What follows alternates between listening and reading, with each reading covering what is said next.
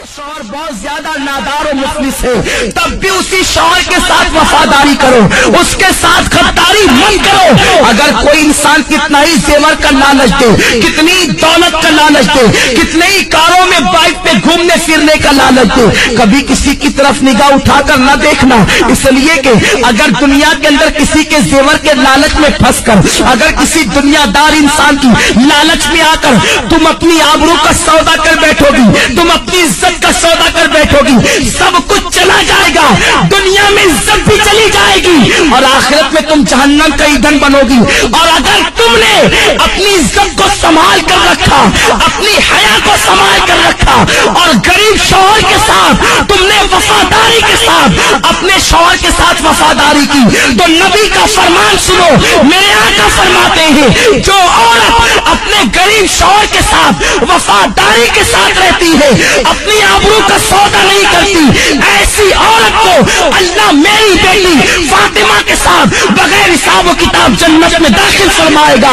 اب اگر تم بغیر حساب و کتاب جنت میں داخل ہونا چاہتی ہو سیدہ فاطمہ کے ساتھ، تو اپنی آبرو کا سودا نہ کرنا، کسی کے لالچ دینے میں نہ آنا۔ یہ زیور کیا حیثیت رکھتے ہیں، زیوروں کی کیا حیثیت ہے، سونے چاندی کی کیا حیثیت ہے، اچھے لباس کی کیا حیثیت ہے، کاروں کی کیا حیثیت ہے، دنیاوی سواریوں کی کیا حیثیت ہے۔ جب تمہاری موت آئے گی تو سن لو، بڑھاپے میں مرنا ضروری نہیں ہے، جوانی میں بھی تمہیں موت آ سکتی ہے۔ اللہ اکبر، جب تمہیں موت آئے گی، اگر تم نے اپنی حیا کو بیچ کر زیورات حاصل کیے ہوں گے، یہی زیورات تمہارے بدن سے نکال لیے جائیں گے۔ اچھے اچھے لباس تم نے جو جمع کیے ہوں گے، وہ لباس بھی تم سے چھین لیا جائے گا اور تمہیں کیا پہنایا جائے گا، سادہ سا سمپل سا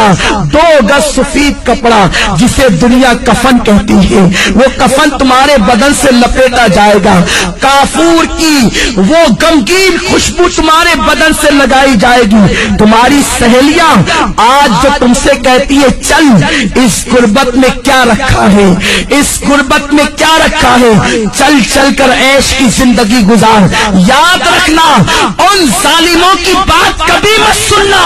اے سیدہ فاطمہ کی کنیزاؤں، نبی نے اپنی بیٹی کا نکاح کسی کروڑ پتی کے ساتھ نہیں کیا تھا، نبی نے اپنی بیٹی کا نکاح ایسے علی کے ساتھ کیا تھا جس کے پاس گھر بھی رہنے کو موجود نہ تھا۔ حضرت علی کے میں سے میرے آقا کہتے ہیں علی میں فاطمہ کے ساتھ تمہارا نکاح کرنا چاہتا ہوں۔ علی ایسے تھے، اس وقت ان کے پاس مہر دینے کے لیے پیسے بھی نہ تھے، کپڑے پہنانے کے لیے پیسے بھی نہ تھے۔ عرض کرتے ہیں یا رسول اللہ، نہ مہر دینے کے پاس میرے پاس پیسے ہیں، نہ کپڑا خریدنے کے لیے میرے پاس پیسے ہیں۔ حضور فرماتے ہیں میری زرہ لے کر کے جاؤ، اسے بازار میں بیچ دو اور کپڑے خرید کر کے لاؤ اور فاطمہ کا مہر ادا کرو۔ میں پوچھنا چاہتا ہوں، نبی چاہتے تو اپنی بیٹی کا نکاح کسی دولت مند کے ساتھ کر دیتے، بڑے بڑے دولت مند میرے سرکار کی بیٹی کا ہاتھ مانگنے کے لیے آئے تھے، مگر نبی جانتے تھے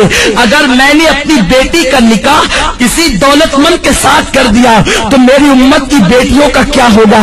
میری امت کی بیٹیاں زندگی کیسے گزارے گی۔ نبی نے اپنی بیٹی کا نکاح ایک غریب علی کے ساتھ کر کے دنیا کو بتا دیا کہ غریب شوہر کے ساتھ ایمانداری اور وفاداری کے ساتھ اپنی زندگی کو گزار